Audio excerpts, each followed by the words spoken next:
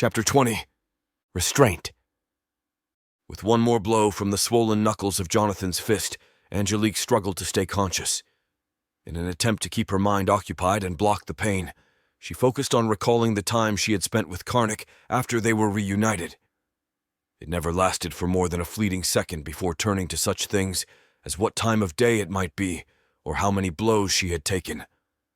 Though she knew the number of blows had to be high, the periods where she blacked out made the actual number impossible to calculate.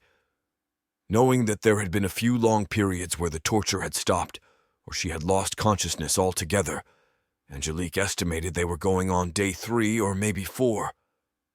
It was really hard to tell, but with those few facts she knew, including that Jonathan was wearing clothing with a little less of her blood on them, she felt confident about her estimate. She knew none of it mattered, but it was at least something to focus on rather than the pain.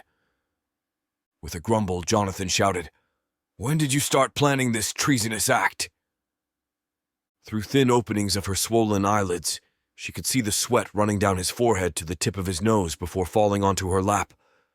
In a great deal of pain and knowing that she would be provoking more, Angelique replied, "Isn't it your bedtime?" She smiled at him with red, bloody, and puffy cheeks. Running low on energy to keep going, Jonathan used the surge of adrenaline from her comment to let out a series of blows, rendering Angelique unconscious. "Damn it! Get the nurse in here!" Jonathan yelled to the guard outside the door. Looking down at a beaten, bloody, swollen, and bruised Angelique, Jonathan commented as he placed his left hand under her chin and caressed her cheek with his right. "Even in this state of wear, you are still beautiful." He bent over and kissed her lips, like he had wanted to do so many times over the years as they worked closely together in the Dallas office of Homeland Security. "Sir, the nurse is here," the guard informed Jonathan from the doorway. "Send her in," Jonathan replied, taking a step back and savoring the salty iron taste of blood from Angelique's lips. As soon as Janet's eyes fell upon Angelique, she gasped. "What kind of man are you?" "Well, nurse, I am the kind of man who likes to have his questions answered. And you?" Wishing she had not said anything, she knew she had to reply with something, or she risked not being able to help Angelique. "I am the kind who helps people, not the kind who beats them when they are helpless to fight back." Shit, Janet thought as soon as she stopped speaking. She went to work as she waited to be corrected, but nothing came. He simply stood watching her every move, sucking on his bottom lip. After watching the nurse tend to Angelique, he felt the rush of the last 5 minutes quickly go away. Taking a quick look at his watch, Jonathan decided he might as well get some rest. "After all, she is," he thought with a grin on his face. "Guard! Keep an eye on them. When she is finished cleaning Miss Carringer up, escort her out and lock the room. I'll be back into the office early."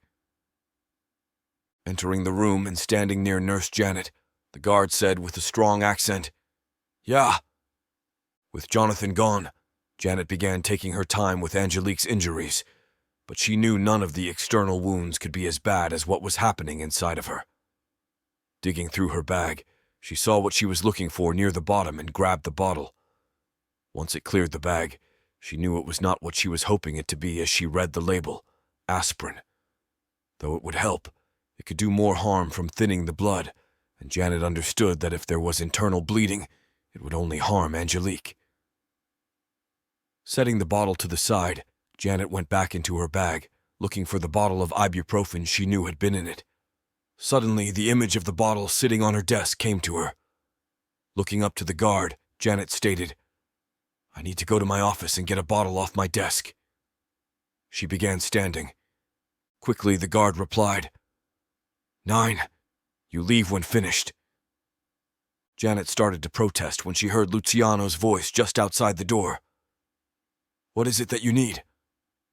The guard quickly looked over in his direction, clearly startled by the man suddenly appearing from nowhere. Without a second delay, Janet replied, "Ibuprofen on my desk." And Luciano was off before the guard could say a word. Returning to Angelique, Janet wanted to do more for what she couldn't see than what was on the outside. Reaching back into her bag, She pulled out a washcloth and a bottle of water. Normally, she would have wetted the cloth prior to placing it on a patient's forehead, but this was not a normal situation. Folding the washcloth in half, she then leaned Angelique's head back far as it would go and placed the washcloth on her forehead. While she slowly dripped the water onto the cloth, she smiled on the inside. It was from thinking of when Jonathan had come to her after hurting his knuckles on the straps he had used to secure Angelique's head, the same straps that now hung loose from the top of the chair.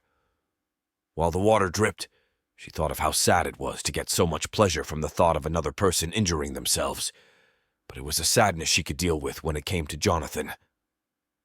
"Is this correct?" Luciano asked from the open door. Looking back, Janet could see he had brought her just what she had asked. Placing the lid back on the water bottle, she began to walk over to him only to be stopped by a large hand going up in front of her. "Halt, I'll get it." Janet stopped instantly where she was and replied softly, "Okay, thank you."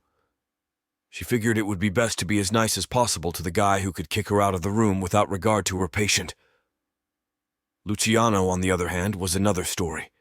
She had got to know him very well during his time here, and now he seemed a little off as the guard took the bottle from him.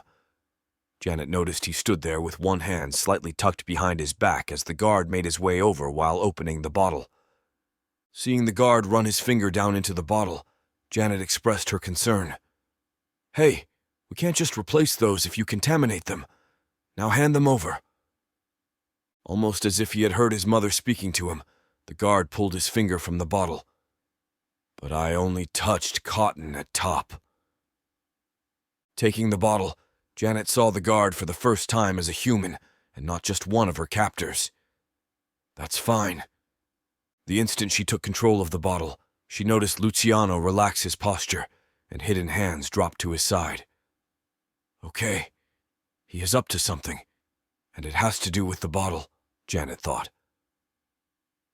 Facing Angelique, she cautiously removed the lid and then removed the cotton, feeling the top of the bottle. Nothing, she thought as she leaned the bottle over to shake 3 of the tablets out into her hand, only to have them be followed by the shiny handle of a scalpel. Her heart almost leaped from her chest, just like one of the tablets did from the palm of her hand onto the floor. Before panic could set in, she smiled back to the guard, who was watching the tablet roll across the dirty floor. "See, that is why I do not need any help wasting them. These clumsy hands do it enough," she said, while carefully sliding the scalpel from the bottle and running the handle up into the latex gloves she wore. "Yeah, I understand," the guard replied, smiling at her, and then looking back to Luciano in the doorway, with his hand once again moving back down to his side. After retrieving another tablet from the bottle, Janet began crushing them slowly, paying close attention to the angle in which she held her wrist. While she did so, thoughts of what Luciano wanted her to do with it kept coming to her. Does he want me to kill the guard? Does he want me to kill Angelique so she can no longer be interrogated? Does he want me to kill myself? The more she thought about it, the less her questions made any logical sense, so she decided to just focus on being a nurse. Crushing the tablets was something she would not have recommended to others, nor giving somebody 5, but again she thought that these were not normal conditions. With the pills broken down, she poured them into the water bottle, replaced the lid, and shook it with the hand not containing a razor-sharp blade hidden in the glove. While they dissolved, she opened another bottle of water from her bag and began moistening the washcloth on Angelique's head. This time she saw slight movement from Angelique as the water made contact with the cloth. "Don't move," Janet whispered to Angelique as she pretended to take interest in a wound on her ear. Just then she knew what to do with the scalpel. "Get some rest tonight. You're going to have a busy day tomorrow." Sliding the scalpel from the inside of her sleeve, she placed it under Angelique's forearm through the nylon straps, with the handle touching her palm. The process took some time to complete, and as she worked to get everything just right, Janet covered up her movements the best she could by treating the many injuries covering Angelique's body. "You finished?" the guard asked impatiently, while keeping a close eye on Luciano still standing in the doorway. "Just about," Janet replied, reaching for the bottle of water containing the crushed ibuprofen. Shaking the bottle vigorously, she then removed the top and slowly let it trickle over Angelique's lips. After a few minutes, with the bottle emptied, she began packing everything back into her bag. Looking up to the guard with a smile, she nodded and said, "I am finished. Thank you so much for being patient with me." With every movement, she did her best to draw his attention to her and away from Angelique. "Das ist gut," the guard replied, showing her to the door. As Janet exited the room, he looked back to Angelique, having caught a slight movement from her hand. Noticing the guard's hesitation, Luciano cleared his throat and said, "We are going to the cafeteria to get something to eat. You want us to bring you back something? I know how long the nights can get standing guard." Thoughts of hot coffee and sandwiches caused him to forget whatever it was he thought he had seen, and he closed the door behind him, leaving Angelique secured in the chair and alone. Shortly after everyone had left the room, Angelique worked the scalpel Janet had placed under her arm up to her fingers. With the blade of the scalpel in place, she lost consciousness before being able to take one slice to her restraints. It was something she didn't even realize since the room was darker than the boogeyman's basement. Hours passed by, and then the nightmare she had been having started once again. The man who had changed her life was once more wrapping his arms around her and pulling her tight. Angelique thought about nothing else in the world that was now falling down around them, but the warmth and touch of his body as she turned her head, meeting him face to face. Hypnotized, they stared into each other's eyes as she tried with all her might to remember this moment right before their lips battled it out, a battle unlike most, because she never wanted it to end. Each had to dig deep to muster all the strength they had to end the kiss and resist the urge for one more. As her feelings began to overtake her and she moved in for another kiss, she heard somebody approaching, which gave her the strength to resist. That was the problem with being in love with the leader of a growing militia. Others seemed to need him as much as she did, but in a much different way. Angelique watched as her love took a step back and turned to find out what the runner needed. She could still not believe they were once again together, and the sound of his voice caused her to want him more.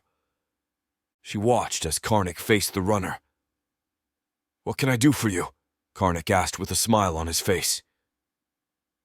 With those words, her ears began to ring as she watched what seemed to be red spray escaping from different points of his back, and with each one, her ears rang louder.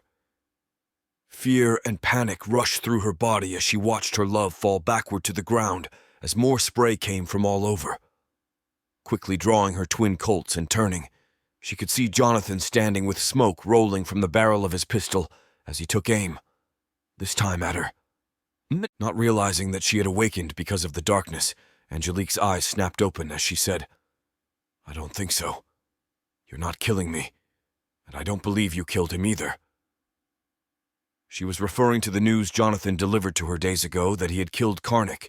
Working her fingers back into place around the handle, she began cutting as fast as she could with the scalpel. Unable to judge how much time had passed in the darkness or how much was left before someone entered the room, she knew that time was growing short from the amount of light entering from underneath the door. No matter how much she cut at the restraint, it seemed to not be enough to get all the way through. Frustration was beginning to take over as adrenaline began coursing through her body. Probably should have worked on this with Karnak when we were kids, instead of always throwing him to his ass on the ground.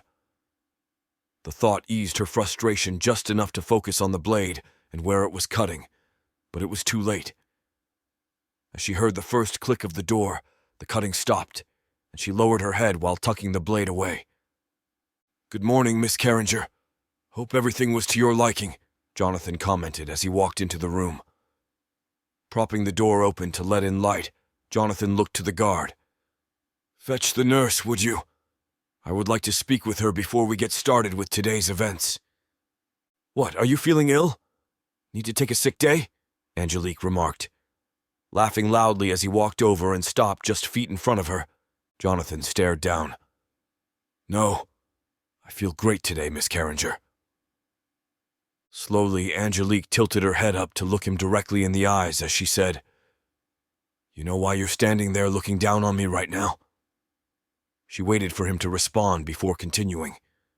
Slightly confused because he felt it was a trap, he smiled and said, "Because you are a traitor, Miss Carringer, and I'm not." Happy with his response, he crossed his arms in front of him. Noticing his arms crossed, this told Angelique all she needed. The crossing of the arms when speaking was one of the first things she had learned in college psychology.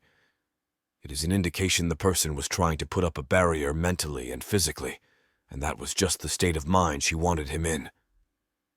"No, Mr. Boehner, it is because you have short man syndrome, and my sitting down is the only way you can tower over me." No sooner did she finish than Jonathan brought his right hand free and swung it, making contact with the left side of her face. Spitting a little blood to the floor, Angelique continued, "Also, everyone knows your name is pronounced Boner, not Banner, you little girl." Then she prepared for the next blow. Enraged by the comments, Jonathan wanted nothing more than to strike out until she no longer breathed. Just before taking another swing, which he knew would be followed by another, and then countless more, he thought it best to cool off. Killing her would be much more enjoyable with a level head, he thought as he began to pace around the room. 1 minute passed, 2 minutes, and then a few more, and Angelique wished he would just leave so she could finish cutting the restraint. But it appeared he had a little more resolve than she had counted on as she watched him move in and out of the darkness. "Miss Carringer, I'm afraid today you will be giving me the answers I require, and if I do Jonathan's heart almost stopped at the sudden roar of the thunder. "That's funny. It looked like it was clearing up, but you never can tell with these early summer rains." The longer the sound of thunder rolled on, the more curious he became. As he was walking to the door to investigate, Janet appeared. Looking into the room, she did her best to contain her surprise at seeing Angelique still in the chair. "You sent for me?" Pushing her out of his way, Jonathan walked out into the hallway and looked down both ways as the sound grew louder. Looking back to the guard, Jonathan said as he walked down the long hall, "Nobody goes in or out." Looking back into the room, the guard could see the nurse near Angelique, but could not make out what she was doing. "Frau, move back, bitte." Believing that she possibly just did not hear him because of the thunder, he asked again louder, "Frau, move back, bitte." This time he knew she had heard from the way she quickly looked back to him, and then back to what she had been doing. "I'm sorry I didn't do something sooner, my dear," Janet said as she sliced through the nylon restraint. "It is okay. You have done everything you can," Angelique reassured her as Janet made the final cut, freeing her hand. With that final cut came the deafening explosion of the guard's pistol and the splattering of Janet's blood on Angelique's face. "No!" Angelique cried out. Another explosion sounded, but this time it came from down the hall only to be answered by the guard returning fire as he fell to the ground. Angelique reached down to Janet and took the scalpel from her as she held it up with the last bit of life remaining in her body. In a childlike voice, as if she were back in school, Angelique said, "Thank you, Nurse Janet." Then her arm went limp. Now able to see the restraint by the light coming through the door, she was able to find the best area to cut, and in less than a minute she had both arms free. In the next minute she was standing. Looking over to where the guard lay, Angelique ran over and grabbed the pistol that had fallen just inside the room. Sliding it into the seam of her pants, she took hold of the dead guard's hand and dragged the rest of him inside the room with her. She emptied one pocket after the next, looking for anything she could use. By the time she had finished, on the floor lay 2 full magazines for the pistol, a pocket knife, a super ball, and assorted gum wrappers. Only the pistol magazines and knife did she keep. Listening closely, Angelique knew the sound very well due to her time in the Middle East. It was the sound of a massive amount of gunfire. Slowly, she worked her way out the door, checking both directions and choosing to go right only because she had spotted Luciano balled up on the floor along the wall. Running over to him and kneeling beside him, it was easy for her to tell he was but moments from death, but she was amazed at how bright his eyes became at the sight of her. "You escaped. Bravo, my dear, now. He coughed, and blood ran from the corner of his mouth. He unsuccessfully tried to wipe it off before continuing. Now go get your parents. They are down the hall. As he brought his hand up to give her directions, the Reaper could wait no longer. Angelique looked down the hall, full of emotion. All this time she had believed her parents had been killed with the destruction of the Robert Young building in St. Louis. She said lightly, My parents are here?"